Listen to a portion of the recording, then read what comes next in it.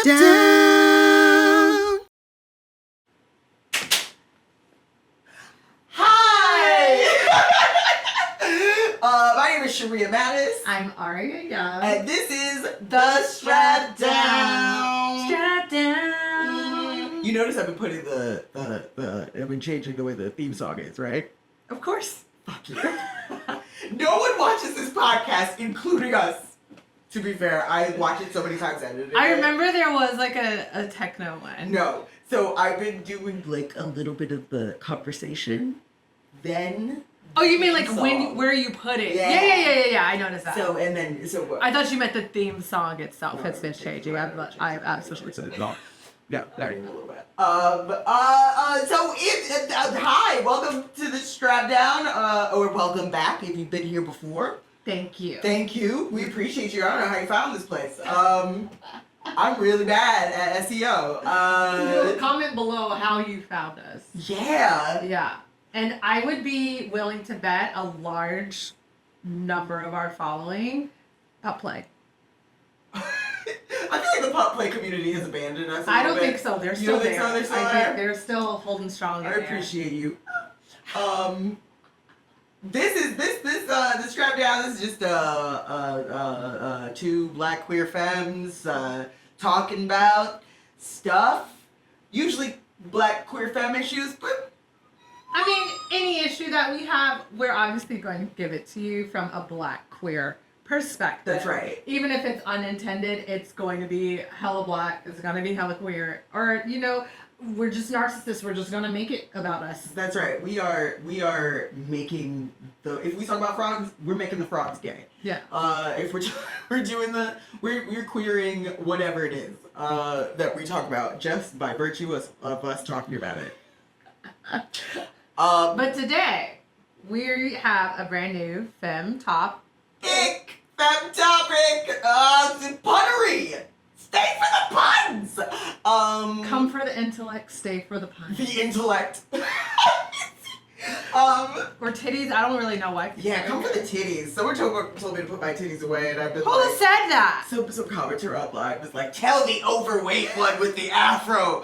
No one has put away all of this isn't OnlyFans. And I was like, so you notice. That is so people are so hilariously mean. So mean to the point we're not even sure if they're commenting on the right video. Really, I think some of them are like literally just forms. Like they see certain keywords and then they respond. They're not even watching the video. Not even watching the video. And it's just like whatever. But we're not here to talk about them today. Yeah. Sorry. Yeah. So today we our have femme topic.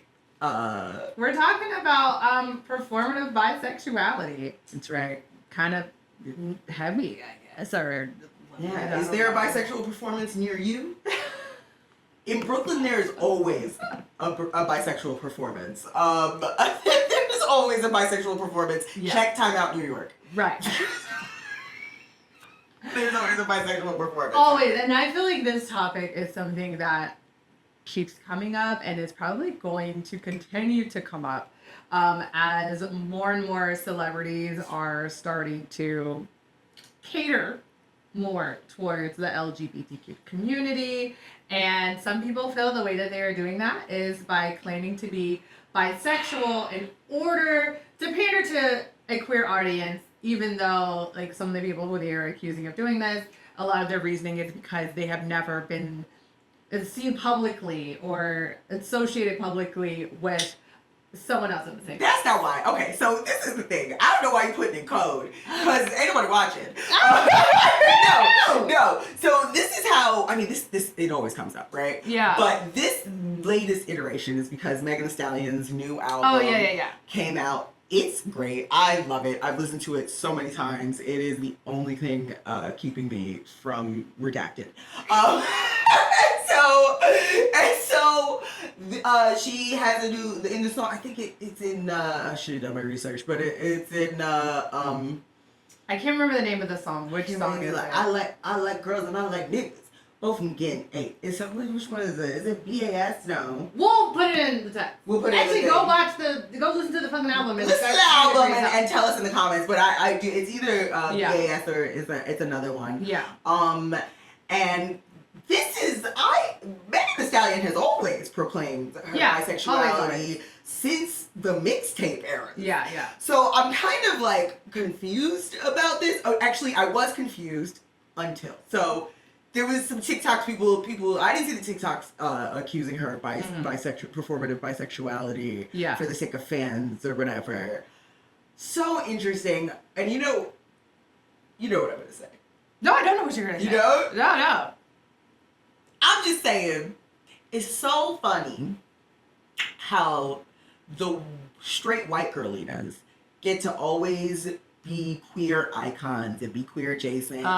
These people will swear up and down that Taylor Swift, the most heterosexual on the planet, is gay. Mm-hmm. But when it doesn't even. But when a black, particularly a black femme, comes out, everybody got questions. To be fair, they also did the same thing with Harry Styles, Billie Eilish when they first came out. Harry Styles didn't come out.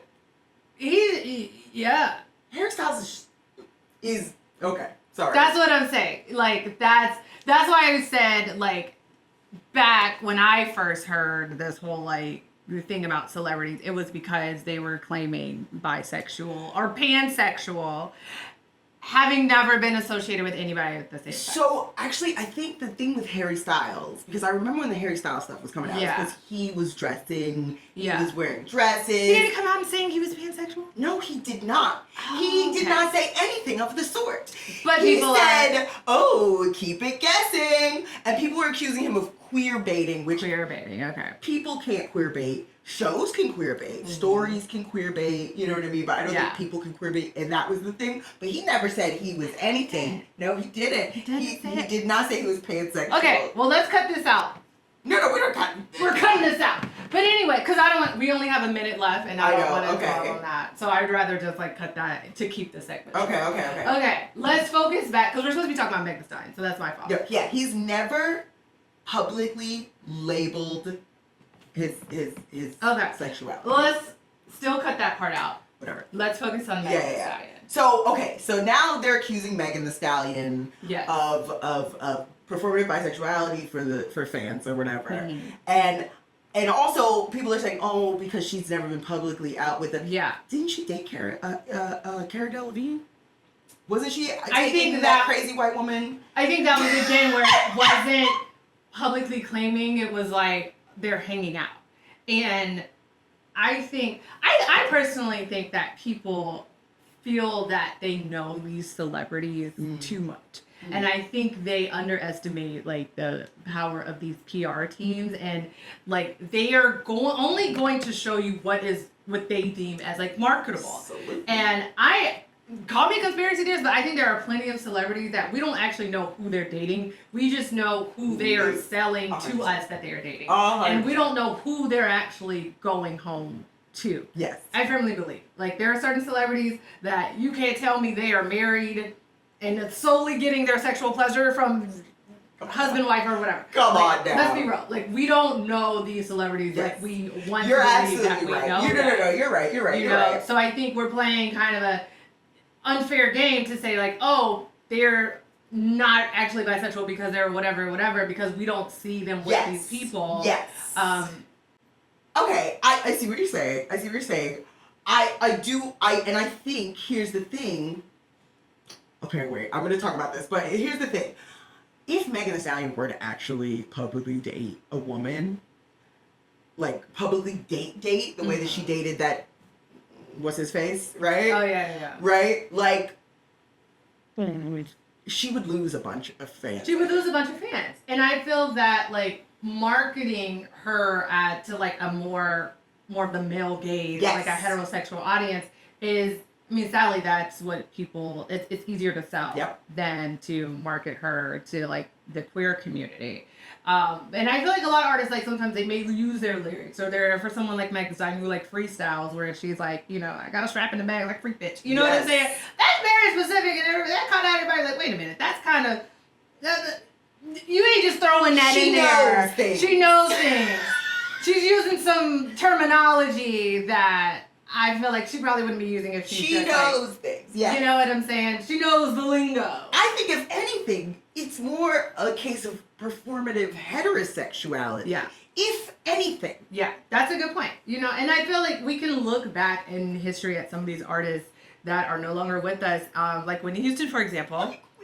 You know, it is like she would not like Josephine Baker. Yes. Josephine Baker kind of recloseted herself after a bit. I can even think of artists nowadays where I have actually literally seen the moment they switched to a more heterosexual type of appeal and to appeal to that audience where Da Brat. Like, you know, Da Brat is yes. And I know some other artists that like I didn't even bother saying it because nobody knows who they are because whatever. But they haven't got there yet. They're not on the Brat level.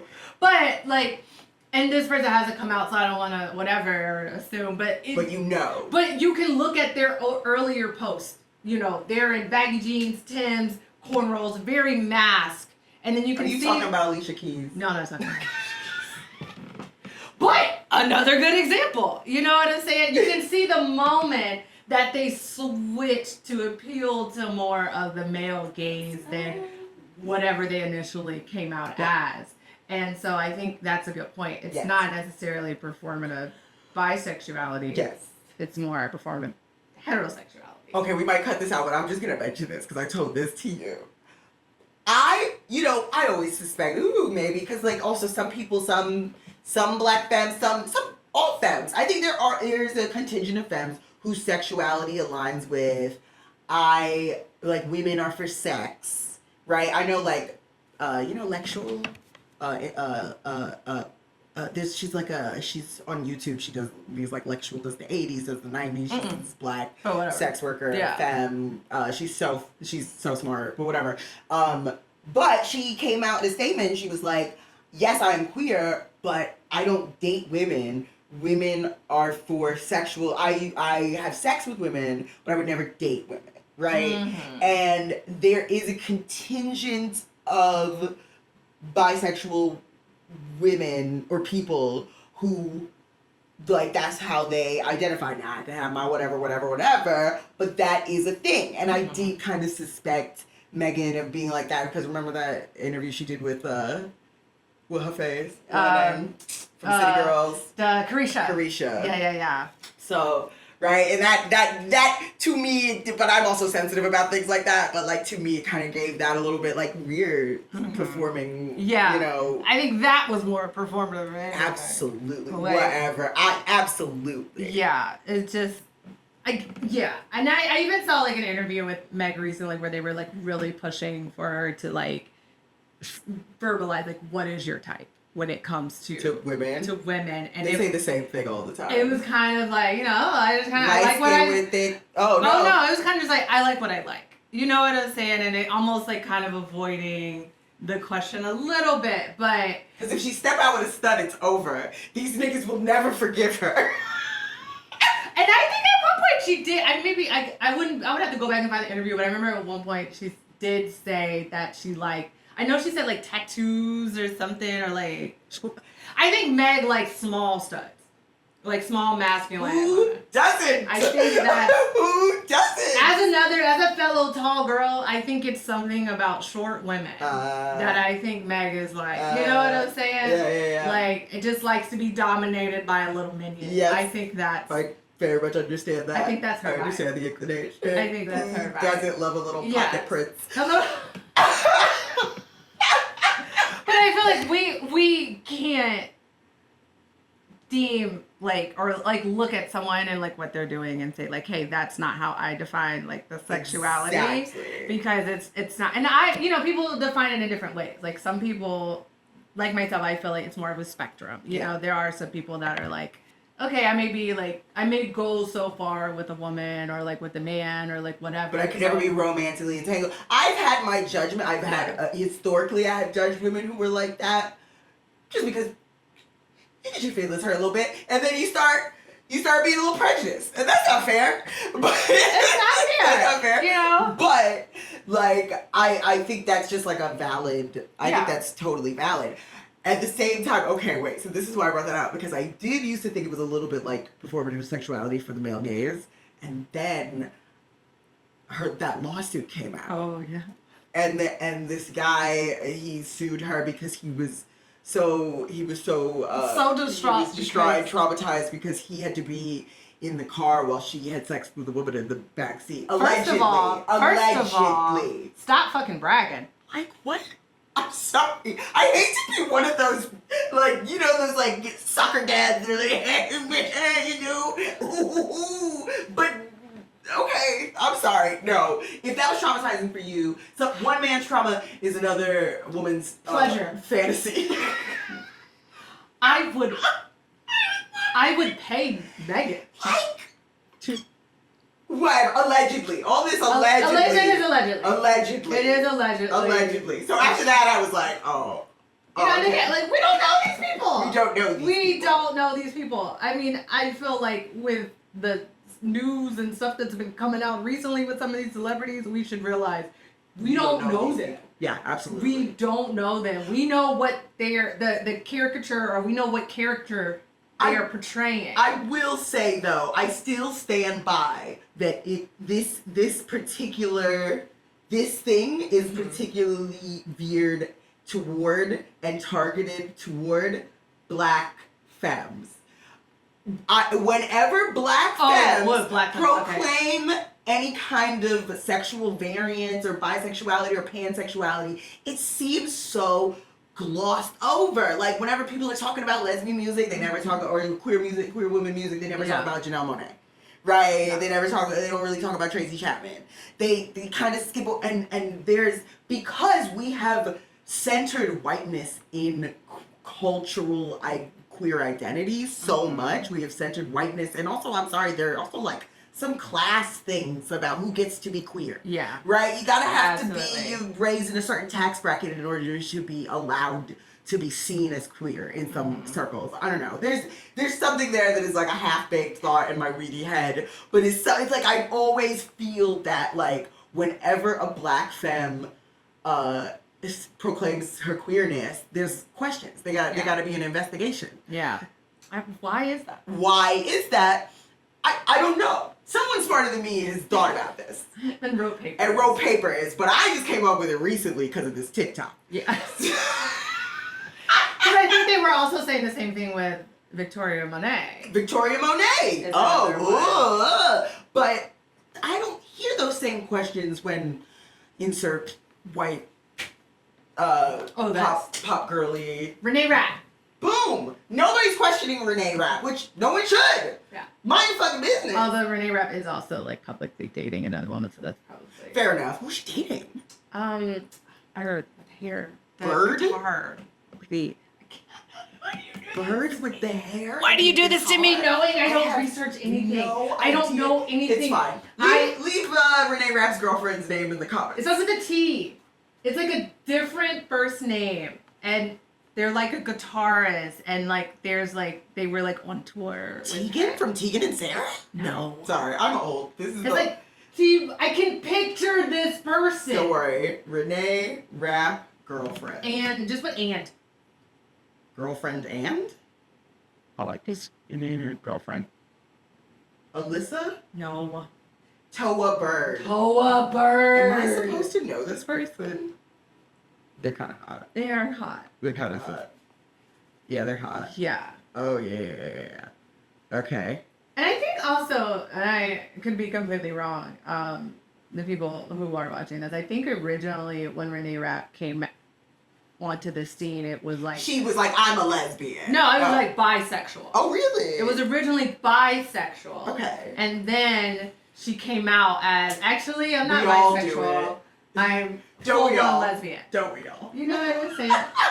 So, but yeah, there is a thing where like, maybe, I don't know, maybe it's something like deeply like rooted in like Black Christianity where we just don't accept like Black women in particular as being fully queer. Okay, I thought you were going to say just human. Because honestly, no one believes black women about anything. No one believes black women about anything.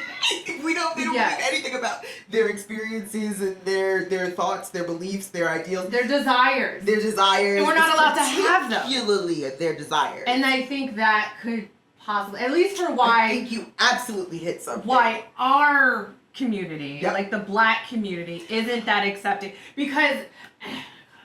It's like, I don't know, I guess, or maybe they just don't believe that, like, lesbians can, like, bounce their ass like that. Like, that has to be for men. Like, all this shit she's doing has to be for men. Because bouncing your ass is sort of an expression of a pretty black femme expression of sexuality. And black women and black femmes are denied so much of our humanity, and that means our desires as well. Mm-hmm. So like with queerness, it's your desires and your human experience, and black women are afforded either of those things. Yeah. So I totally, that does make sense. There's a book probably about that. If you wrote a book. If you read a book. Let us know. You can read it? That's crazy. I've been reading so much lately and it's horrible. I hate reading. Oh, really?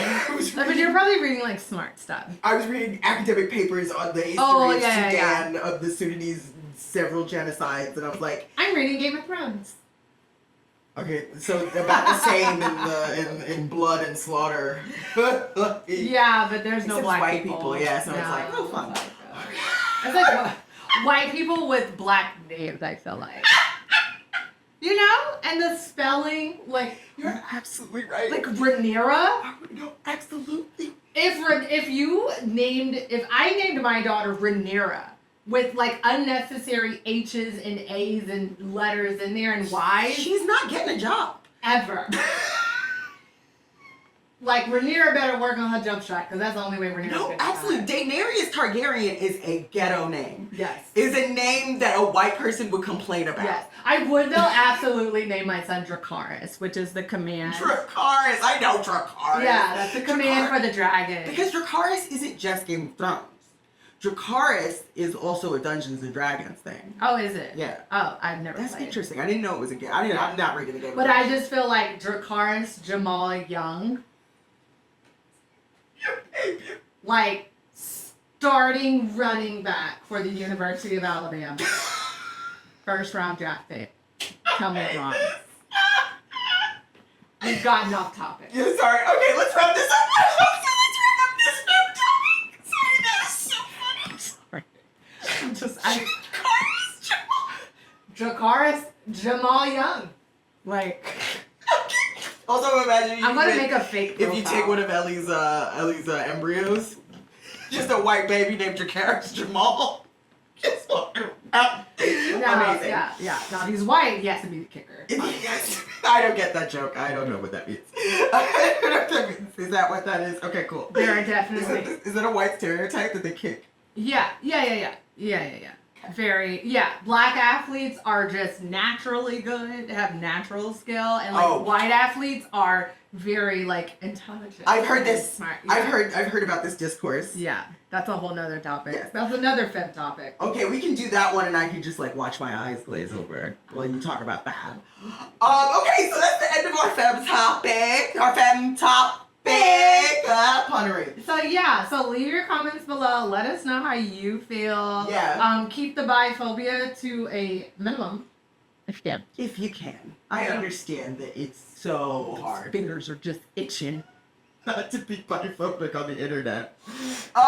Or, also like the racist. Or just, oh God, Jesus. Y'all are crazy. And me. Okay, so...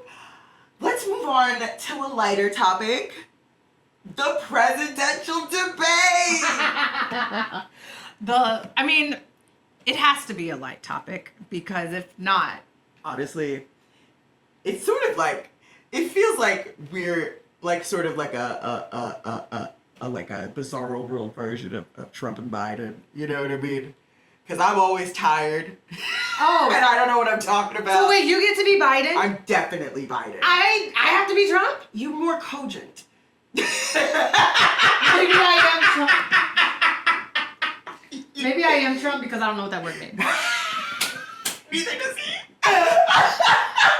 No, you're like more awake and able to like form full thoughts and sentences. Anyway, that was depressing. Who watched it? Fucking depressing. It's cool. It was terrifying. It was terrifying. Like, if you think about, like, if you watched any of, like, the build-up leading up to the debates and where they're talking about, like, what each party needs to do, like, what Trump needs to do in order to win, what does Biden need to do in order to win, and everything for Trump was like, hey, maybe cool it and be a little normal, cool it a little bit on the, like, extreme shit, like, just, like, be chill. That's not his right? brand. And then, like, Biden was just like, don't die, don't kill.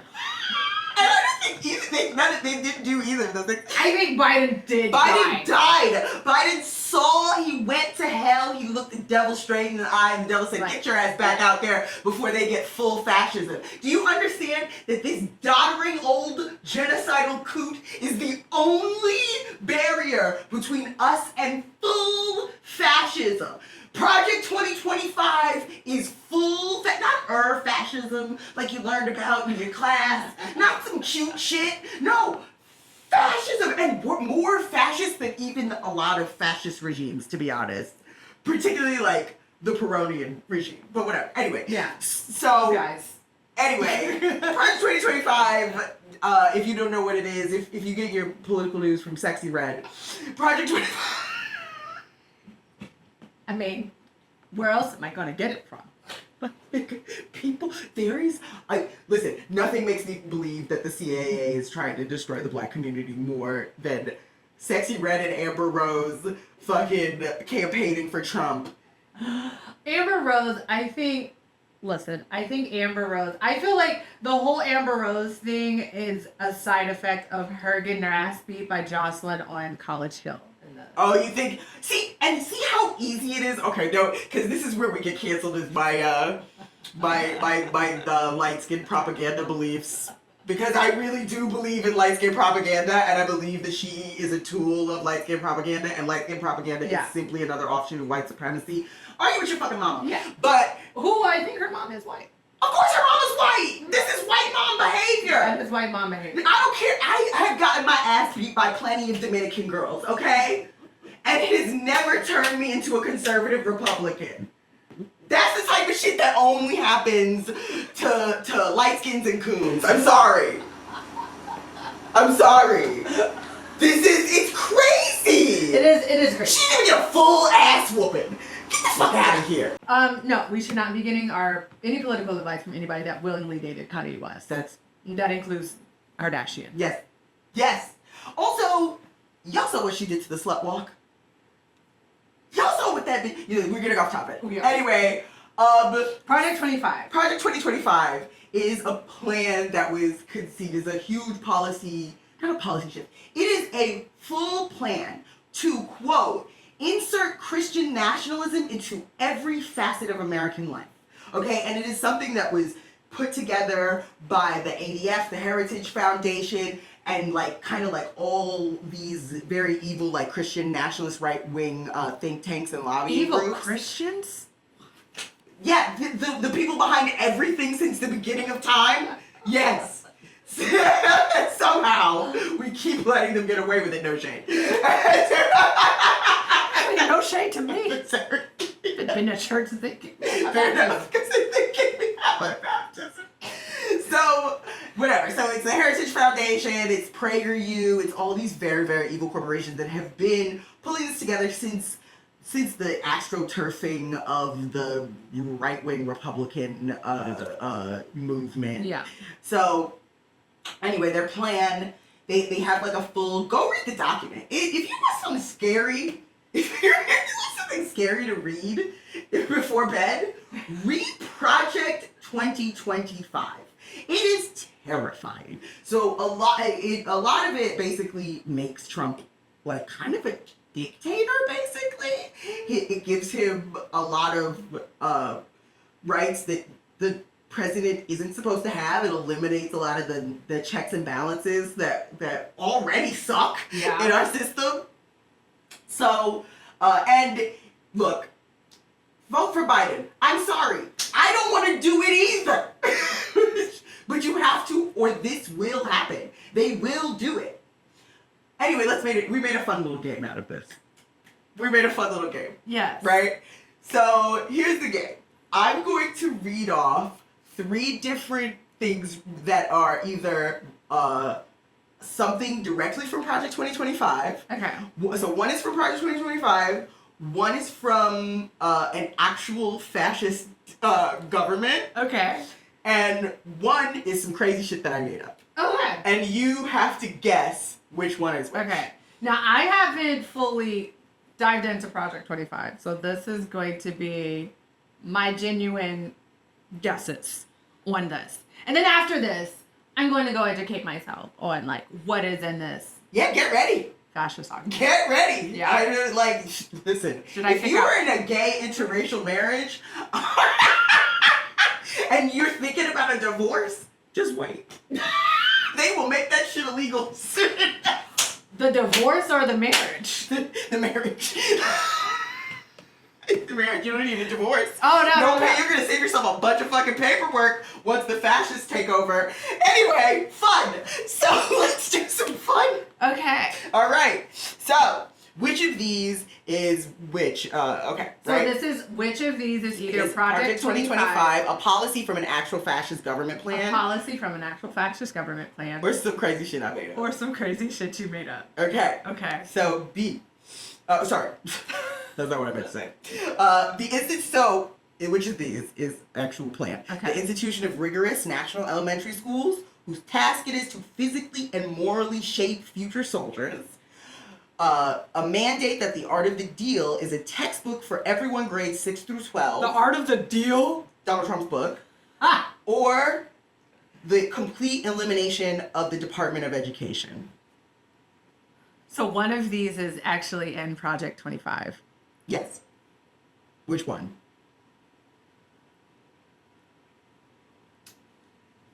I am going to guess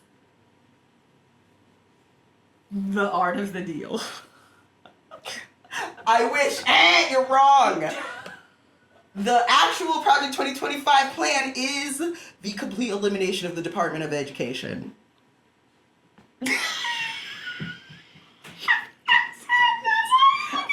The department?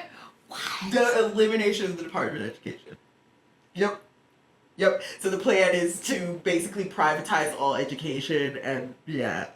So, but the institution of rigorous national elementary schools with the task to physically and morally shape future soldiers, that one was from the Mussolini regime. Oh, okay. That was my second guess. Yes. Okay. The Okay. Department of Education? Yep. Look it up. It's horrible.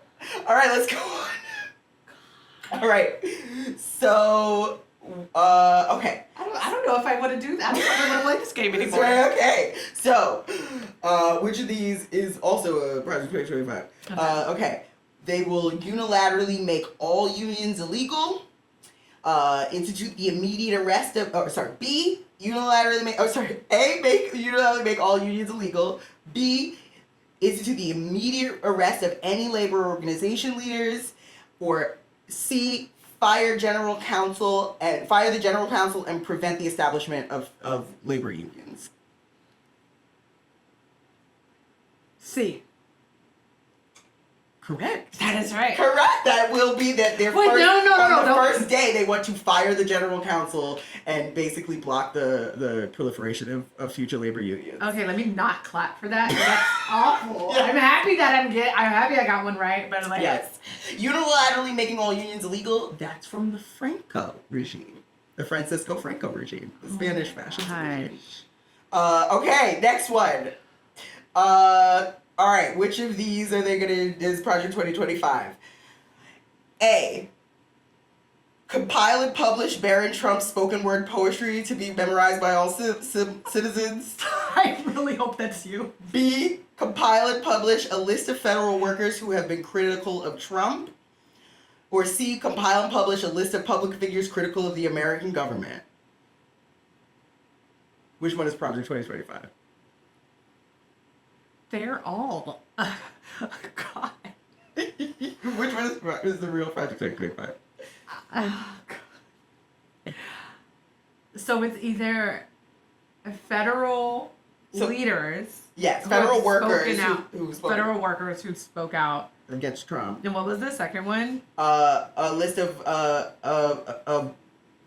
public figures critical of the American government, or publish Barron Trump's spoken word poetry to be memorized by all citizens. My God. If it's A, I'm going to just right now. I'm going to say the C, the list of federal workers. That's correct. They are going to compile a list of federal workers who have been critical of Trump, specifically to investigate and to see if they will be fired. They will be publishing them for everyone to see. Okay, which of let's see. Let's just do one more. I want to do more. Yeah. Oh, and the compiling and publishing a list of public figures critical of the American government. That one is a bit of a mislead. That's from McCarthy. That's just what the McCarthy hearings did. Yeah. Okay. All right. Let's do one last one. I have more, but let's just do this last one. All right. Which of this is a quote from the Project 2025? Yeah. Guy. Right. So it's either A, we stand for Christian nationalism. B, we stand for a Bible-based system of government whereby Christ-ordained civil magistrates exercise authority over the American public. Or C, we stand for all American policies being informed by the Old Testament, including the stuff about shrimp.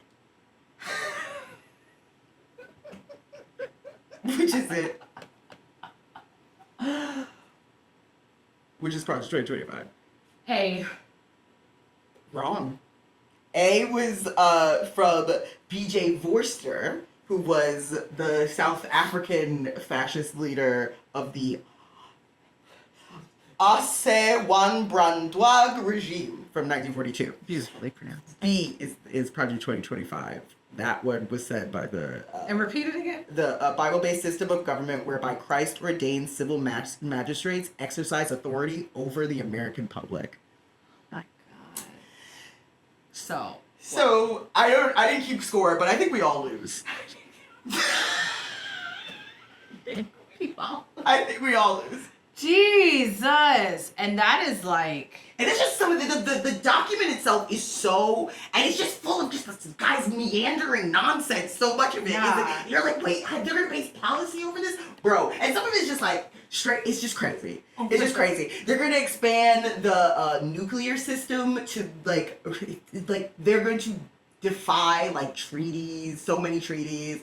Basically the elimination of the environmental, I know what you're talking about. the EDF. Yeah. Like, just... So vote for this old coot. God. Vote for that crazy old coot. I wouldn't let him drive a Fisher-Price tricycle. But this is it. This is the best system we got. That is terrifying. Terrifying. I'm gonna go... So there's also more that is really depressing, like the removal of the words diversity, equity, and inclusion from literally every piece of legislature. The ability to literally ban a bunch of books and remove a bunch of books from the curriculum. We'll basically be teaching these kids PragerU kids. It's horrifying. So, if you have any fascism, girl. recommendations for, that's what I've been seeing. For countries to live For in? countries to live in that are queer friendly and like black people. Or that tolerate us better than America. So goes America, so goes the world. As goes America, so goes the world. No. So, and you've seen already, fascism start to creep up in other countries, particularly these European countries and stuff. Yeah. You see, I mean, the UK elections went pretty well. They just got a new Labour guy who kind of sucks, but he's way better than what's his face. It doesn't matter. He's dead now. Okay. So anyway, I can't believe it. I mean, gosh, I know other countries are looking at us. Yes. Laughing. passport, I watched the value of the U.S. passport go down over the years. I left the country before Trump was president, and the way I watched the value of that passport go down. We're not that girl anymore. Yeah, we are not that girl. Like, we were never that girl, but like at least we had. We pretended to be. Yeah. You know, we were like faking it at least. You know, like. I also get why people wouldn't want to vote for this man who is proliferating a genocide and will continue to do so, but it's like it's lose-lose, obviously. It is 100% lose. Lose-lose is the best case scenario. It's basically like, what shit sandwich do you want to eat? It's so depressing. But listen, it's not even what shit sandwich. It's like, he's a nut. Like, Biden is a segregationist, genocidal, just absolute. He doesn't know where he is given any time of day. In the debates, he just so relatable though. Me too. I be like that sometimes. Yeah, that's how I be looking when he be yelling out all these like smart words and stuff. Smart words. And Trump just lied. Trump just lied. And Biden is glitching. The moderators do nothing. The moderators, like, I'm like, they don't say shit. I'm old enough to remember presidential debates when moderators would be like, oh, we've just fact-checked that. That was before the internet. They were not live fact-checking shit. Those girls were on their phone playing Candy Crush, like, oh, okay, word, Trump next. So the content moderators weren't doing nothing. They weren't doing nothing. They basically quit the job live on air. Did just enough, but still too little. So not even just enough. Not even just enough. By just enough, they showed up. They said names. They were there. They were present, accounted for, clocked in. They ran that shit like a Bushwick bucket mic. Like, they really did. They really were like, next. Okay, cool, next. Okay, Biden. Okay, Biden. Okay, you next. T-Rump. That's it. So this is you know how I feel like almost every episode I say that we are in the last days of the Weimar Republic. And we are. Everybody said I was crazy. Anyway, so I believe you. So vote for Biden. I know, I get it. It's hard to vote for a genocidal old coot. I know, but like, if you enjoy certain things like gay marriage, the Department of Education, right? Being LGBTQ and serving in the military. No, that was on there. Huh? That was on there. About gays serving in the military? Yeah, that they would be allowed. I don't know. I have different views. I have different views about that. But, no gays in the military. Despite because that, we're gonna get rid of the military. But the military will then be under like complete presidential control. From what I saw. Yes, they will ban the use of HRT. Like like everybody who is on HRT will have to come off of it. They will no longer be able to get prescription for HRT. There will be like half of the books that we know will be completely eliminated and eradicated from the non-existent education system. Abortion, if you enjoy having there's one that I your body. Totally forgot. There's one that will allow the Secret Service to spy on private citizens if they're critical of the president. So basically what they're doing now, but they'll just be allowed to do it. Exactly. Okay. But it's like you'll be able to like the Secret Service will be actually like spying on you, a regular private citizen, without your knowledge. Like the Secret Service, not like the NSA, who they're barely on the job, right? Yeah. How many times have I? Honestly, I feel like we need viewers anyway. So if they have to come from this if it's Secret Service, okay, great. Like and subscribe. Follow us on social media. I agree. We love you, Secret Service. All views are good views. Okay? Even if you're all the people that hate watching, it's fine. Secret Service, come on. Like, yes. Send us to your FBI buddies. Send us to like your NRA buddies. Send us to everybody. Okay? I want to be on everybody's watch. You're right. Period. But no, please no. Please don't let this happen. Please just vote for the doddering old coot that is, is for some reason. And then we will figure some shit out. Vote for Biden while you can. Vote for Biden now. He'll be dead soon. Kamala is readying her silk press for her inauguration. Okay? Yeah. She's and she's awful. She's just awful. But the white people will riot. Whatever. It's fine. Just vote for this old white man, because the specific old white man that isn't gonna bring in fascism proper. Yeah. Like, not even like literally, like when I was researching it, a lot of the fascist policies, I was like, even the fascist policies were like, education must remain strong. Yeah.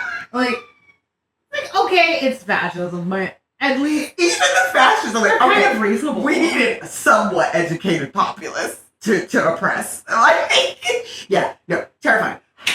So anyway, and this, I mean, are they gonna outlaw Black lesbian podcasts? Definitely. I might have skipped over that one, but they definitely have a line about outlawing we're the first to go. Black lesbian. We go into Project 23 line. Yeah. Okay? So if you don't want to be in the Heritage Foundation plantation, I'm just asking for like house spot this Can I get a house spot, please? I'm a great cook. I don't do well in like outside. I'm fucked. I have no skills. I'm fucked. I took home ec. So. When slavery comes back, I'm screwed. I don't know. You know what your options are. You gotta either be able to pick something, cook something, or you're gonna be They're gonna be eating ramen. gonna be a handmaid. That's what it's gonna be. Oh no, I can't do that either. Oh god, you have a uterus. Yeah, I don't know uterus. Oh no. I forget. Oh no. I'm fucked. So please don't. Listen, they don't need like critical theory essays written in slavery. Like there was no slave that was You have no transferable skill. there was a shortage of like pop culture trivia. Yeah. Maybe like you could probably be like they'll probably put you in like the Django like fighting ring. I can't fight, bitch. No. Listen, I don't know what y'all gonna do with me in slavery. We'll see. Yeah. We'll see. You know, I'm just asking for like some rose gold cakes. That's a rap lyric. That's a rap lyric. That's like a Hotep thing. Oh, that's all they want. They want the rose gold chains. Rose gold chains. We're fucked. If you know. We're fucked. So just, anyway. Yeah. Slavery's not a choice. Slavery's bad. I don't know if we need to say that as a disclaimer. This is all satire. Slavery is bad. Slavery is bad. We don't want it. Anyway. I don't know. Apparently that's also like a controversial statement. Okay, that will honestly... Okay, so there's a whole other thing about what they can teach about history. They can't teach any history that considers the lens of race and that deems anything that the U.S. has done as bad. Like, it's something like that. Nothing that, like, it's negative. Like, so, listen. I'm going back to where I came from. That's what they say, right? Isn't that what the racists say? If you don't like Oh, hell yeah, I'm going right back to Africa. Excuse me, I was born in Germany. I'm in gentrified fucking Ghana or whatever. Yeah. I'm so sorry, y'all. No. I'm sorry. No, I'm going back to Germany where the Nazis are actually illegal. Right? So. Although, whatever. There's been some... Whatever. Vietnam, bitch. Yeah, no, I'll be in Germany. They have, like, rights over there and shit. Yeah. So that's... Anyway, that's the end of that horrid segment. Please vote. And, now...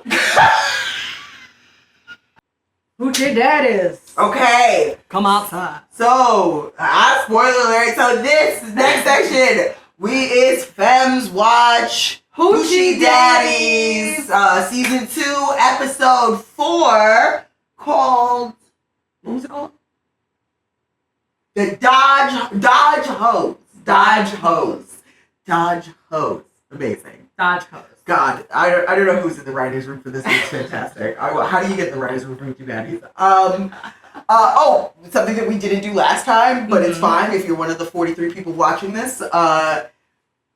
there will be spoilers for Hoochie Daddy season 2, but the show already finished, so like I don't know why you're bad at this. So spoiler alert. Spoiler alert. Stop here if you don't want any spoilers. You don't want to be spoiled for if Hoochie you're Daddies. so invested. And you still haven't finished watching it. Yeah. Even though it's been like, whatever. It's been off the air for like a month and a half or 2 months. Oh, has it?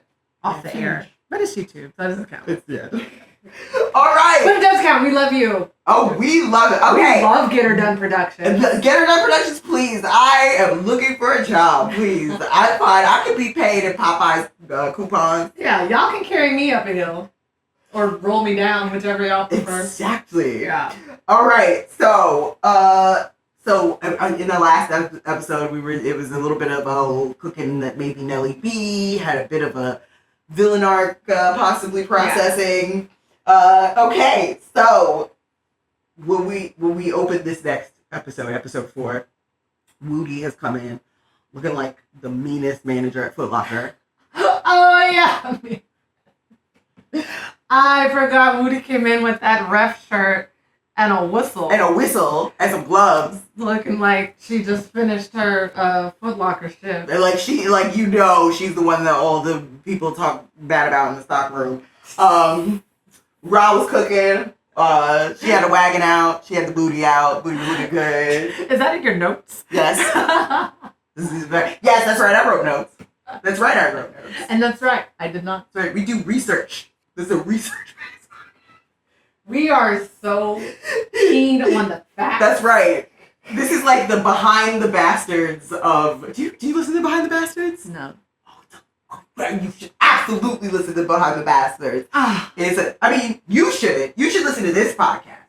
Those white men are fine, but they do. It's like a quasi history podcast where they do like the history and villain origin story of people who started bad things. So I think they have one on Robert Moses, but like they have one about like everybody, every like bad person in history that did a bad thing. Oh, and even like recent history. Oh, okay. Like the guy who did the Tylenol murders. Oh yeah. Yeah, the guy who poisoned the Tylenol. I say guy. It might have been a woman. I thought it was a woman. It is a crime that feels like a womanly crime. I feel like because it was an actual good idea. But okay, so Rob was out with her wagon in the kitchen. Baby J was like, so Woody comes in and she like, with the Foot Locker. Let's go out with the Foot Locker and the whistle. Going through the house, making everybody like, everybody, come on, we going out. Yeah. For the next challenge. That would be a terrible way to wake me up. Oh my god! First of all, you can't wake me up, but nothing wakes me up. Like, but I would have just woken up out of my seat, like, oh my god, I need a size 11 or something, like, you know.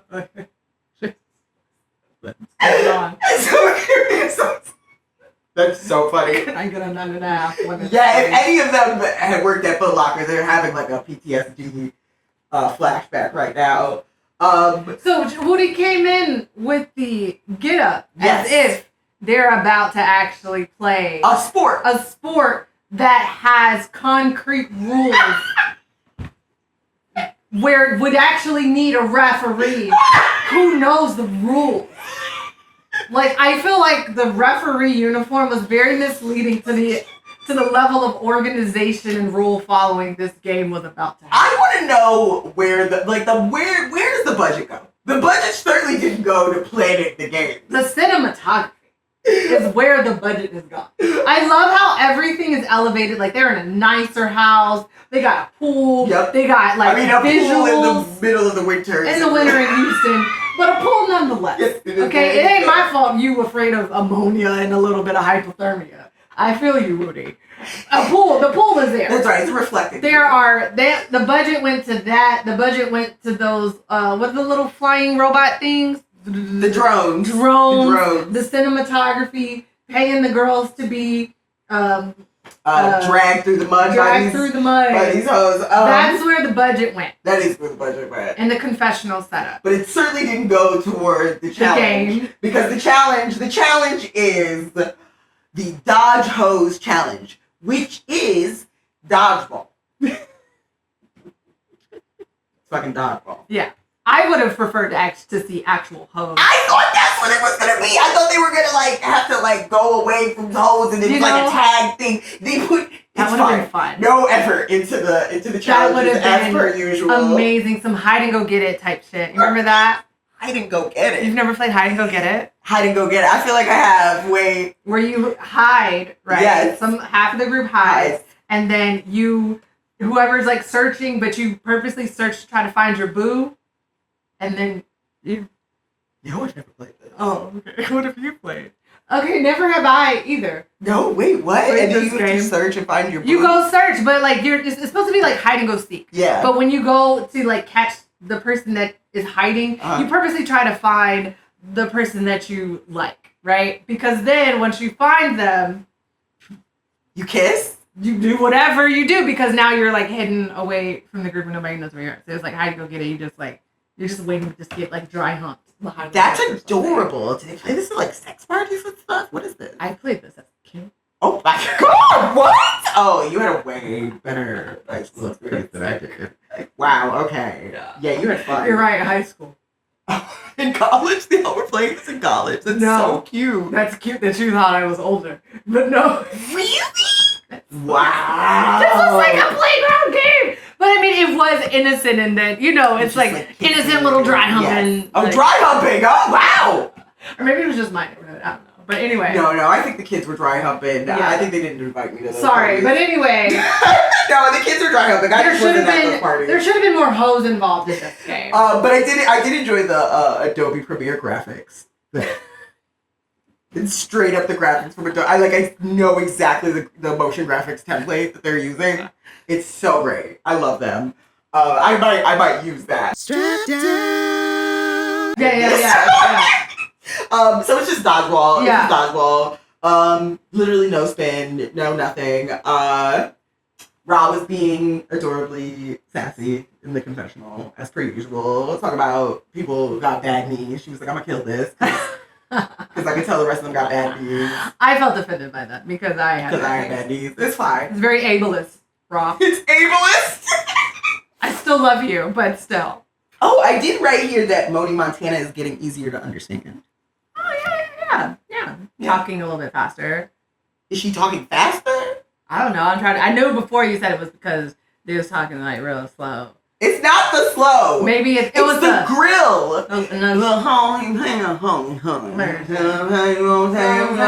Tight shit. Tight shit. I was like, I would trust you with my life. Yeah. But I don't know what the fuck that nigga's saying at all. But I love them.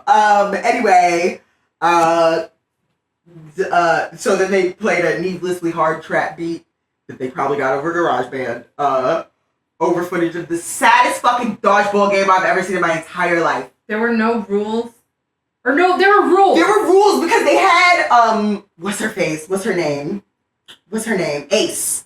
Mm-hmm. So Ace, the I guess the guess like Sue Stud. I thought you were about to say guest. Like no, she's like the lieutenant. Yeah. The lieutenant stud. Like the second in command. Yeah. Anyway, Ace was the net, but that's not a good net. Y'all couldn't go to fucking Modell's and get a goddamn net? I was confused at like, if I remember correctly, I feel like the balls just kept getting thrown far away, right?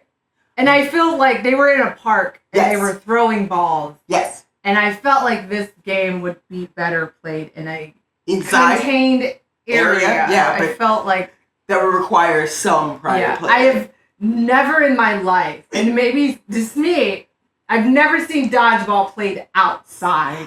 It's always been somewhere in a gym or something, in a gymnasium or somewhere inside, for sure, where there are barriers. Yes. And borders. Yes. And this is, you know what I'm saying? Yes. There are walls. Yes. So there are distinct, and there's lines inside. Yeah, that's the point of the game, that there's supposed to be boundaries and you go outside bounds, but and they're supposed to be like, no, none of that. They just had Ace stand around, and everybody was like, Ace keeps moving. And Woody was like, no. Yeah. And I was like, this is a mess. Yeah. And also, they weren't great at it Another either. idea. Yeah. Cones. Literally some orange. I think I wrote that down. Something stationary for a role where that person should be stationary. Yeah. So a cone. A cone. It doesn't even have to be a traffic cone. It could have been a pine cone. But something that did not move, so they knew where the barrier was. Yes. Yeah. And that created a lot of confusion, frustration, and Okay, but I will say, it really did look like the Weenie Hut Jr. Dodgeball music. This was the saddest shit I've ever seen in my life. It did make me want to actually join like an adult. They're adorable. I love all of them. If you wanted to join a dodgeball, I did. I would maybe never want to play dodgeball again. Oh my god. It looked like a good time in a sense. I mean, if I was just playing, you know what I'm saying? But like if I'm playing to like actually win, I would have been so angry. And they were. Yes. They were pissed. Like so Nelly B won. Oh yeah. I forgot. Even Nelly B was like, word? Oh, okay. I'll take it. Yeah, Nelly B won. I think they were like, we're not chasing these balls no more, so we need to end the game. Yeah, whatever. Anyway, Baby Jackson accused the other team of cheating. But I don't think they were cheating. I don't think the other team knew what was happening. I didn't know they were teams. I didn't realize they were teams. I think they also didn't realize they were in teams. So it was a mess, girl. It was a mess. We loved it. Anyway, next they go back to the house, and guess who's at the house? DJ Ari in the building. I've never heard of this. I've never heard of this before. I'm sure they are very popular in the Houston. I think that's what it is. They're famous in Houston. Yeah. And that fucking bust down was absolutely silky. Absolutely silky. Just beautiful. Little stud, Aaliyah. Loved it. I loved it. She was very hot. So apparently she's a DJ? She's really cute. Anyway. So then so DJ Ari is there so that they can do challenge number 2, which is the Off the Muscle Challenge. I don't remember this challenge. It was arm wrestling. Oh. It's literally just arm wrestling. Oh yeah, because I remember watching it, I was like, didn't they just arm wrestle like last episode? Whatever out of work copywriter is naming the challenges, I just want to give you your props because you are spinning gold out of nothing. This is like they literally, it's got the funnest name, and you're like, oh, what's the challenge? Arm wrestling. Tag. I'm trying to think, what would it be if I had to do it? Like if I had to name it. Arm wrestling? Or to like make an event from the name. I don't know. I would be curious to see what came first. Arm wrestling, probably. Arm wrestling or the name? You know? The arm wrestling came first. I like to think it was the other way around. Really? Yeah. Really? They were like, what should we do next? I don't know. Did you remember to get the laser tag equipment? No? Alright, well then shit, let's have these niggas arm wrestle or whatever. And then some out of work copywriter was like, Off the Muscle Challenge. I'm a genius. And they are.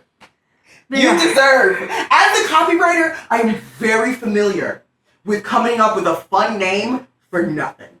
For the most dog shit stupid thing ever. And they arm wrestled. Okay, so let's go through it. Arm Wrestling Challenge 1. Ty Jack versus Ra. Who was the winner? Was it Ra? Yes, it was. My baby. Number 2, Moni Montana versus 24K. Montana won, right? Yes, Moni Montana won immediately. Yeah. Absolutely just boom, trounced 24K. Also, I wrote that Moni Montana makes a millennial sound when she gets up. Oh.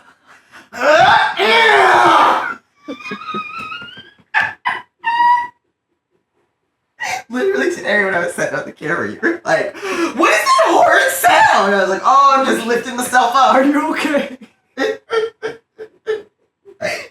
Number 3, Mino versus Cooley. It was a barn burner. Did I say cross burner? Barn burner. No, you said barn burner. So, no, that's a joke from a show called Community that no one has ever watched. I've seen Community. That's my favorite show. Oh, really? That's my favorite. That's my like comfort show. Oh, that's perfect. You know that I'm on the brink when I'm watching Community. I'm currently watching Community. Yeah, they were pretty evenly matched, but Cooley, at the last second, there was like a thing, there was and then Cooley, BAM! At the last second, got it. Should we arm wrestle? You fucking nuts, you will kill me, bitch! No, I have no upper body strength.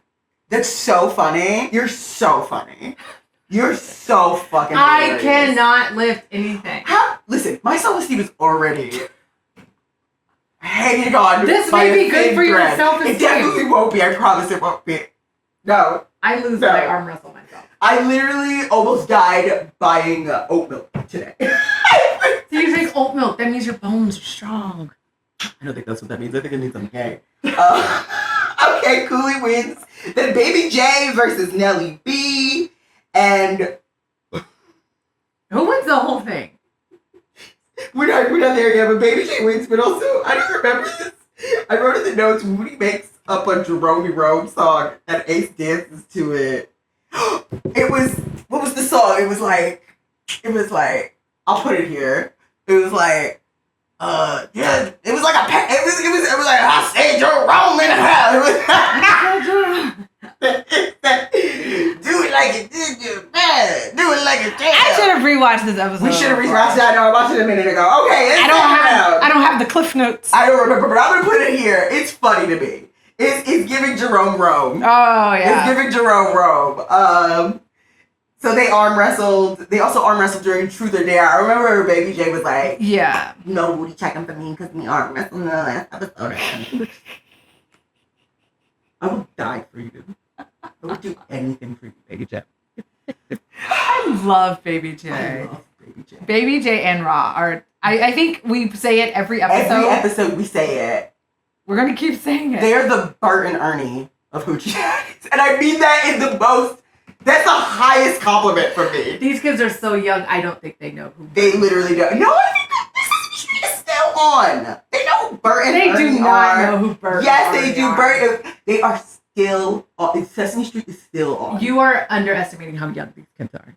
Sesame Street is still on. They and don't you can know still watch it. No, they don't. We tell me they had cable? They had PBS Kids like the rest of us. No, they weren't watching that. I don't believe the kids were watching that. Tell us in the comments if you know who Bert and Ernie are. Baby J. If you no, not everybody. I just not watched the millennials. Okay, that might be a millennial thing. I did see a Bert and Ernie like fanfic comic that almost made me cry on Tumblr. See? No, because like, how old are Baby J and Raw? How old are they? Don't tell me. I don't know. I didn't look it up because I don't want to feel like a pervert. We are elder millennials. You are an elder millennial. I'm a baby millennial. You can suck my dick. I'm Gen Z. Okay? You identify as Gen Z. I was born in 2001. What's 9/11? I've never heard of her. Anyway, second round. Moni Montana versus Ra. Who do you think won that one? Moni Montana. Moni Montana obviously that was sad. That was sad. Come on. No. But Ra was adorable about it. Baby J versus Cooley. Baby J won. Isn't that interesting? Baby J versus Cooley. Oh yeah. Baby J won. I can see that though. And she said it was with the power of her sassiness. Mm-hmm. Because she's like, I got this. I work it out. I work this. I love her. I would die for you, Baby J. I would take a bullet for you. Moni Montana versus Baby J. Baby J was like, I don't know, because Moni got that auntie whipping potato salad arm. And that big mama arm. Big mama, your arm. Yeah. So she's strong.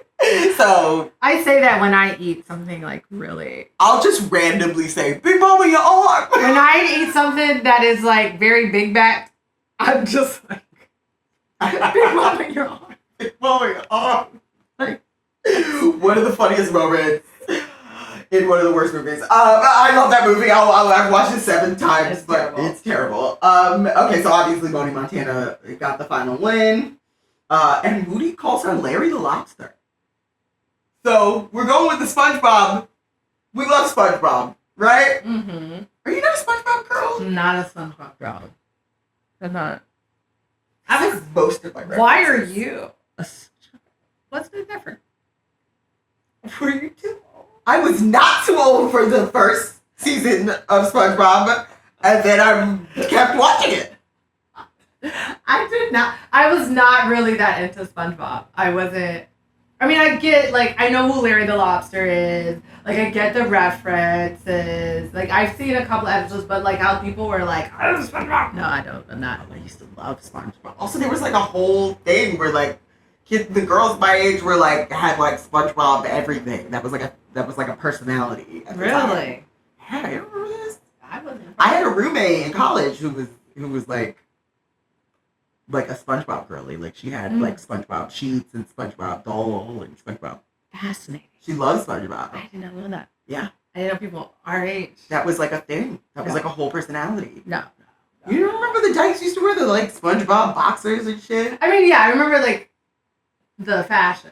Yeah. But, like, I just associate when I see somebody, like really into SpongeBob, I just assume they're, like, way younger than me. I didn't. Also, we were there when SpongeBob was actually good. Yeah. Okay, whatever. I grew up in a Christian household.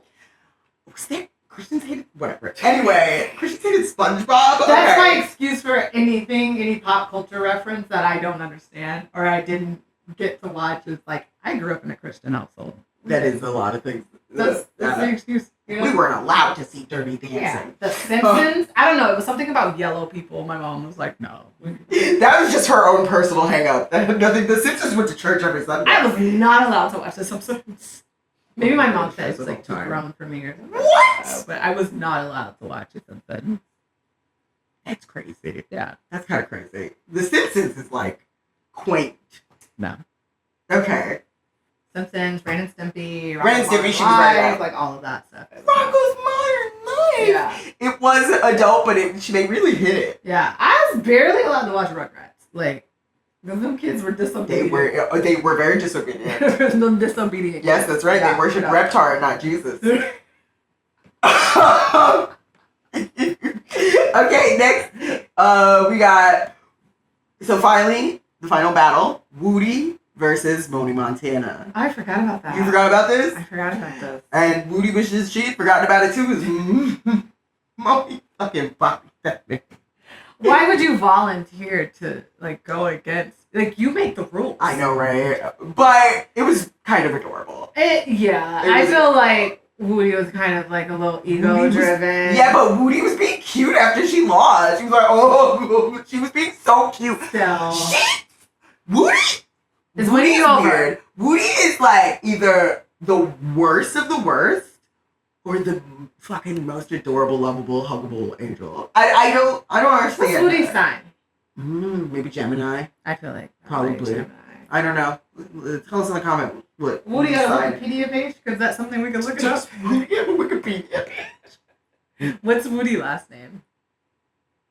They put it in the show because she is. I remember when we were talking about this. You were like, "Oh, it's Get Her Done Productions." Yeah. That is her whole thing. Oh, so it's Woody Get Her Done. Woody owns and operates Get Her Done Productions. Oh, okay. She is the fucking reality show Tyler Perry of and in a good way. Okay. In a good way. Like, she literally does everything. Oh, good for you, Woody. Good for you, Woody. Because you got to. She probably pitched it to so many networks before she was like, fuck it, I'll just do it on my own. Yeah. Yeah. That's crazy. That's why we did this, right? Did she pitch it on Zeus? Probably. Wow. Probably. I think there is like a Hoochie Daddies version. I want to say, because they're in like LA. I can't remember the name. LA? No. Oh. It was something else. These were like, it was very Hoochie Daddy. Yes. Like, yes. I can't remember what the name of it is, but it was set in LA, and I want to say it was on Zeus Network. I don't know if I can handle another. Evil network. Evil Hoochie Daddies. That's evil Hoochie Daddies. Yeah, I think that's probably, they wanted even more toxicity for this. Yeah. Okay, so, here we go. We're into the fireside chat. You know, before the fireside chat, if you don't remember. I don't remember. I'm watching this with everyone I'm else. gonna be about, right? And then Rob was like, can I talk to you for a minute? Oh, yeah. So Rob pulls Rudy aside for a sidebar. Or any bar. No, okay, sorry. I'm watching Community. I apologize. So Rob pulls Rudy over to the side and she's like, okay. So Ra is like, I need to talk to you. Ra's like, I need to talk to you. She said, I got an issue with Nelly B. I'm not sure. So I wasn't sure what Ra's issue was, but I was already on Ra's side. So she was like, Nelly B doing too much. Nelly B is like nitpicking the thing that they discussed at the fireside chat. The fireside chat was at the end of last episode. It was an end, yeah. Yes. Okay. So Nelly points out, because you remember when when Nelly B was like, oh, but who lent you some tampons with Yeah. What the fuck they gotta do with something? I hate that shit. So now we're talking about when they were at the fireside chat. Right? Yeah. So did we talk about the fireside chat? No, we haven't. Because when Ra approached Woody first, right? Before the fireside chat. Yes. Because that's what I was going to say. I respect. Okay, so I skipped ahead. All right. So Nelly, okay, so she's like, Nelly's doing too much, Nelly nitpicking, Nelly something ain't right. Yeah. I want to let you know before some shit pops off. Yes. Then they go outside. They're all at the fire. And then Ra brings it up. No. Baby J was like, so what did you, everybody's out. And I guess Baby J wasn't expecting that. So Baby J's like, so what did you just talk to Woody about? Oh, okay. Gotcha. And Rob was like, I'm just going to say it. I was about to say, that's what I was going to say I respect Ra for. Me too! I am a firm believer, like, don't say anything behind someone's back that you're not going to be blatantly say it to their face. Right, okay. When it's brought up again. It's, exactly. I'm not going to go, hey, you know what I think of you, but if you ask me, I'm going to tell you. Yeah. Like, if someone was like, hey, I heard you said X, Y, and Z. And I'm going to say... I sure did say that, but X, Y, and Z again. This and this. Exactly. You know what I'm saying? So yeah. I respect, like, don't... It wasn't no housewife shit where they just backtrack and be like, oh, no, I didn't say that. Yes. I don't have anything to say. Also, in Baby J's defense, she didn't know what she was talking to Woody about. She thought it was about something else. She thought it was probably about the dodgeball game or some shit, right? And so Rock just said it out loud. And that's when it became a whole thing, right? Right? So, like, yeah, the Roberts Clooney fight, Nelly was like, oh, but didn't I ask you for tampons? And like, don't let me tampons, you gonna throw them tampons back in my face. Exactly. You want them back? You want them back? We'll dig through the trash like a cat. Don't do that. I'll leave them on your fucking bed. Don't do that. Don't do that. Don't throw tampons in my face. Don't bring up old shit when I'm talking about something else. Right. Don't bring up shit that I did for you. Yeah. When I'm talking about something that I am like expressing my feelings. Yes. You know what I'm saying? Yes. It doesn't negate my feelings that you once lent me a tampon. Yes.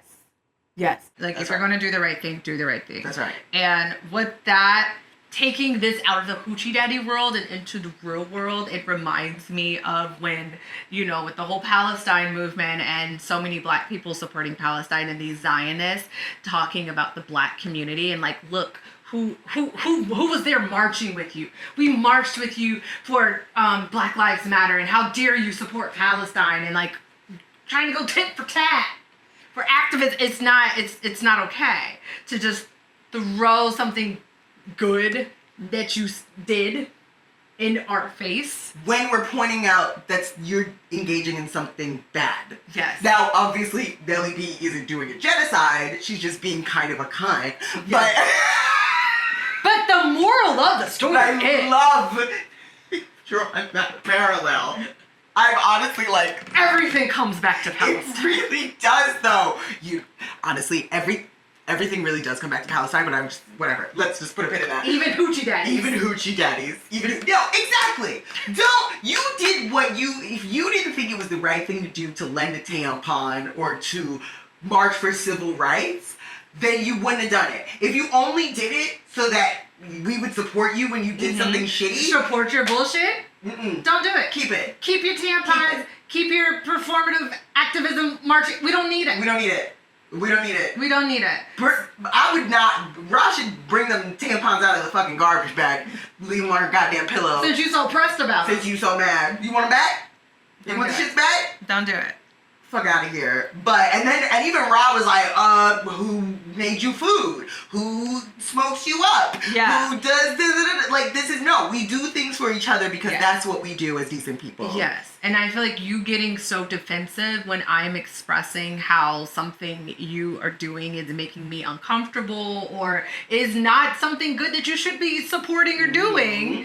And then you trying to deflect. Yeah. By talking about all the good that I did. And this is why, and instead of ever addressing the root cause of like what that person is saying, exactly. It's very manipulative and it drives me crazy. And it's so funny that you say deflect because I think this is deeper than when I was looking at the comments on the video, everybody was on Nelly B's side for some reason. What? I know. And like, I'm not on Nelly B's side because I think it's more complex. Because a lot of things they were saying was like, you get aggressive, you get mean. Yeah. I don't think we ever said exactly what Ross said. Ross was like, the way you've been acting, sometimes you get aggressive, you get mean, and I'm noticing. And other people were saying, it's when you drink. Mm-hmm. When Nelly B drinks, she acts like Aggie. She acts like real, like, you know, like a bully. Yeah. Right? Everybody was saying.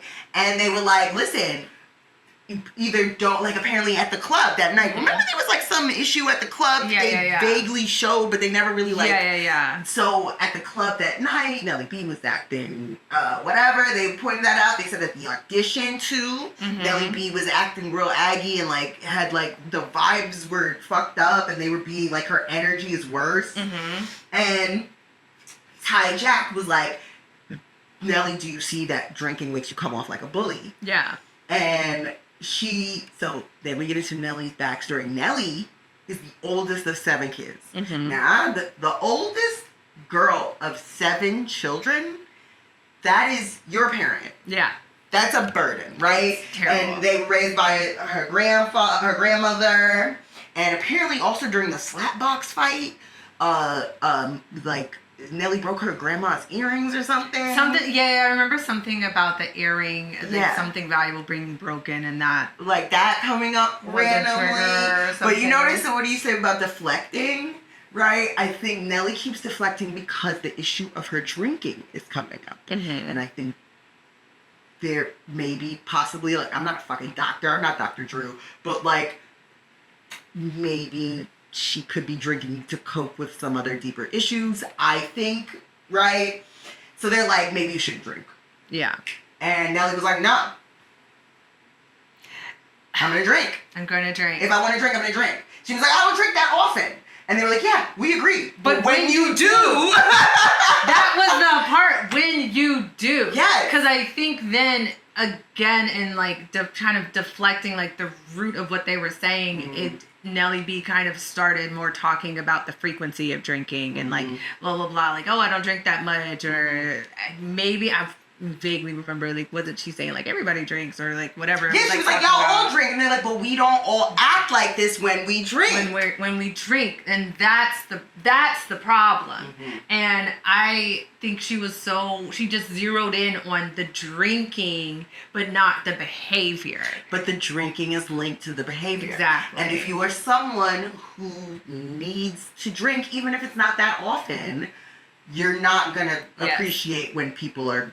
Yes. And even if you don't drink that often, if you're a dick while you're drinking, that's the problem. And if someone says you're a dick while you're drinking and your response is, I'm still going to drink, then maybe you might have drinking problems, it's different from how people usually describe them. Yeah. They used to describe it as like, oh, do you drink first thing in the morning? Do you got the DTs? And it's like, yeah, that's like the last of it. Like, you may not, I don't know if she's getting blackout drunk. Like, she is getting blackout drunk. She said, I get blackout drunk. Okay. I don't remember what I do when I drink. That's a problem. That's a problem. That's a problem because I think, and I don't know. I haven't had a drink. I can only go based on like my experience and the times when I was getting blackout drunk or high or whatever. It was to cope with shit that I didn't really want to deal with. Yes. And it was so I could forget. Yes. And do shit and not have any accountability for it. And that's a problem, you know. I think. Well, look. I'm not an alcoholic, but my best friend is a recovering alcoholic. And I would be like, listen, talk about being a bully. My man used to. I love him. My man used to run out into the street, like in front of cars and shit. We used to have to chase him down and stuff. Like he was blackout, and that was an extreme. Yeah. You know what I mean? And thank God he's good now. He got a good job. Yeah. He's doing everything right. But like, it's a beast.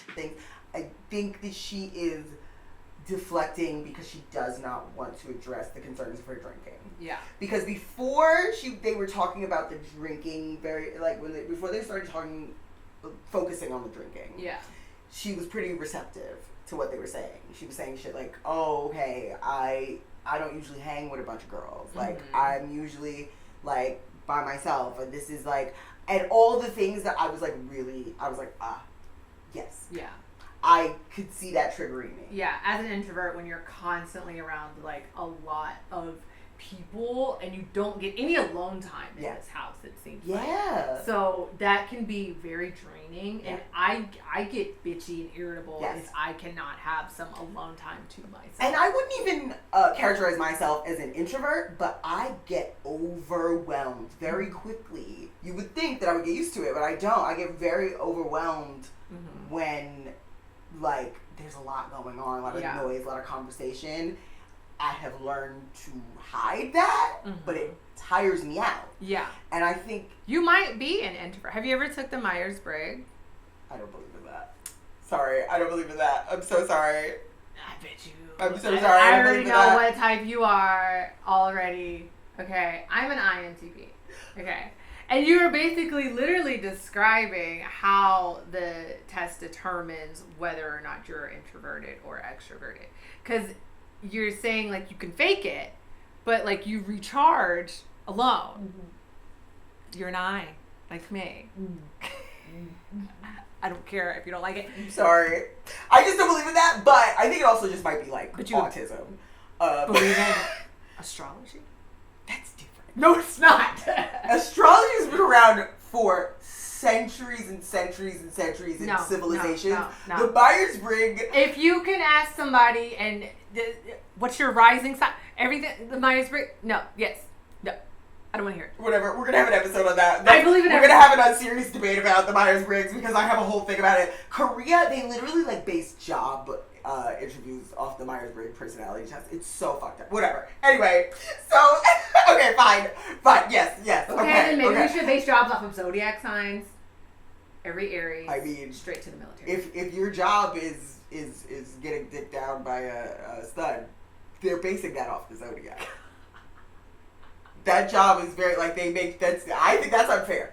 I think there needs to be, because I'm a Pisces and nobody want to be around a goddamn Pisces. That's valid. I'm only here because I'm a Cancer. Funny enough, Baby J also reveals that she's an Aries, which is her first red flag. When I'm president, that's my first rule. Like we talked earlier in this episode about like tracking. I want to have eyes on every Aries. Every Aries is immediately going on like a FBI watch. This is Project 2026. This is Project 2026. This is my Project 2026. Right. We're putting you in a public list. Yes. This is so funny. I have thought about this at length since the Supreme Court came out with their ruling about like the president. But that's another topic. Again, I should not be drawing these deep ass parallels. You really are. You're drawing like real big. You're taking a microcosm and macrocosming it. That's my INTP in my Myers-Briggs. No. Or my ADD. Anyway. I love a personality test. I know. I understand the. I also took a Harry Potter test recently, and it said I was a Hufflepuff, and I just have not been the same since. But anyway, that's not about me. Let's not be as millennial cringe. Let's not be a in my millennial defense, cringe stereotype. I've never seen Harry Potter. I only took the personality test. That's not. It's just never been my ministry, and she's a transphobe. So haha. Sorry. Facts. I'm so glad I never got into those books before Joanne revealed her fucking. Oh, that's what the J stands for, Joanne. Yeah. Oh. She hates that. It's being so called funny. Joanne. It's so funny. It was like, bitch, you can't seriously be mad about being dead named. You can't seriously be mad about that. So her government name is not JK. No, her government name is Joanne Kanisha Rowling or whatever. Whatever her fucking name is. Anyway, so yes, so the drinking, we talked about her drinking, right? Nelly wants to drink, and then all of a sudden the conversation switched to the integrity of the Dodge hose game. I don't remember that. It did, and then Nelly, and then the integrity of the carry your own weight challenge, and Nelly again was like, I got cheated because I had to carry this big bitch whale,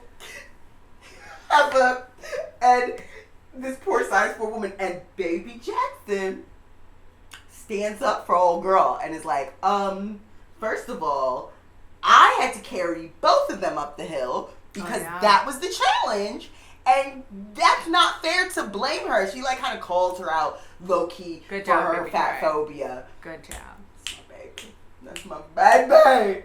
So Baby J points out that she went there twice, and that ends the episode in a, I would say cliffhanger if I hadn't already watched the next episode. And it did end in a cliffhanger. But it doesn't. For someone like me who hasn't watched episode 5.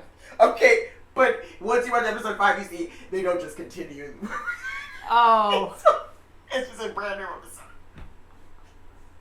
So to be continued, but in a different time and place. Completely. Okay, Get Her Done Productions. I know you got the raw footage somewhere. Like, maybe they can email it to Did us. you see the other, like small cameras following them around in the fire and stuff? Like, I'm like, okay, I see how they're doing this production. Last season, it was the same thing, except it was just an iPhone. It was just one dude with an iPhone. Filming it around. Yep. I was like, oh, they are, in fact, filming this on an iPhone. Again, follow your dreams. Put your art out there. Look at this thing. Look at this thing that we have scrapped together with our feet. Like, you know what? That is very funny to think that somebody is out there possibly watching this and be like, you know what? I can do this. I can certainly do this. I could absolutely figure out the camera focus and the sound. Much better than these two old bitches. And you were right. Make your things, goddammit. Yes. Make your things. Make your things. They don't have to be perfect. They don't have to be perfect. They don't even have to be good. Yes, which is what we say every single time we shoot. You're laughing, but that is exactly what we say. Look, we're just like, fuck it, just post it. And we are a producer for slave labor if you want. If you want. Project 26. Project 2026, and that's what we're doing. Okay. That's what we're doing.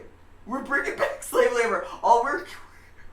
We're rounding up all the white AV nerds. Yes. To work. We just need some indentured servants. To work on the bell hooks plantation. That's terrible. She would hate that. Don't you dare. I'm sorry. She would hate that. You know. Let me stop before she haunts me. For real. You know, we talked about those. You know, but what were we talking about? You don't have to be good to do things. Yes. And honestly, you don't have to be good at the technical stuff. And so much of that is policed. And so much of that is a huge barrier for things.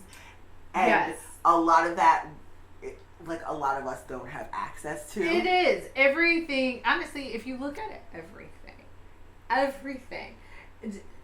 It's just, when we talk about, how are people able to have these podcasts? How are people able to get these entry-level jobs that pay peanuts? And the answer is always money. Yeah, it's money. It's always money. And as you can see, We have none. The answer is always money. And if the answer isn't money, the answer is racism. Yes. You know? That's what I say. That's how these people have these nice podcasts set up, is because somebody is funding it. That's right. So maybe we should just zoom out a little bit and show some feet. Not these feet. Your feet, sure. My feet. I can just, yeah. you know, free feet. Just one toe. And then we'll open a picture. My toes are painted white. They're gorgeous. And gorgeous. If you would like us to start a, maybe we can get a sponsorship. What's that line? Is it from TGIF? No, it's from the remix of it's Toes Painted White, like Matthew McConaughey. It's from the Cardi B version. Yeah. of Wannabe. I thought that was big shit. So maybe we can, these Matthew McConaughey toes. Yeah, hit us up if you want feet pics. Come on, incels. You love our pod. Hit us up if you want feet pics. Anyway, whatever. That was episode 4 of Hoochie. How did we get here? I think to recap this episode, we have talked about like bisexuality. We have talked about Project 25. 2025. 25. Well, take us back. It's not 1925. No, it'll take us back to 1825 or year 25. 2025. That's exhausting to say. It's Project more exhausting to live through. Please. Project 2025. And Hoochie Daddies. So covered all the bases that the American public is concerned about. And so anyway, let's to wrap up my thoughts on episode 4. I cannot to see how this unfolds. I think I'm a little bit different from the comments were all like, everybody mad because Nelly B act like a boss, and it's like no. Nelly B's a mean drunk. That's not boss behavior. That's old mean dad behavior. That's the only thing that should have been drawn from that conversation. You are a mean drunk. You're not a bad bitch. You're not the top hoochie daddy. You're not the king boss. You're a drunk stepfather. And that's not the energy that people want. And I understand that being on a show like this would it would reveal the parts of you that you didn't even know existed. Yes. And I think that's what is happening with Nelly B. And as we get further in, we see that there is a deep wound there. In a lot of them, of course, but in Nelly B, I think you understand it a little bit more. But per this episode, I was like, drunk stepdad, and everybody's calling you out in therapy, and it's time to listen. And this did give intervention vibes, down to where there was almost a fight and everything. Yes. That is what this episode is given, and I haven't seen the rest of the episode, so I'm hoping that Nelly B does get better. Yeah. And I'm hoping in real life that Nelly B does get better and gets the healing that they need, because I think at the end of the day we do have to remember these are real people with real issues. Yes. And we make jokes and stuff like that, but in all seriousness, I really do hope that these deep-rooted issues do get addressed, and that there is some inner work, shadow work, whatever needs to be done is done. And also, these aren't novel issues.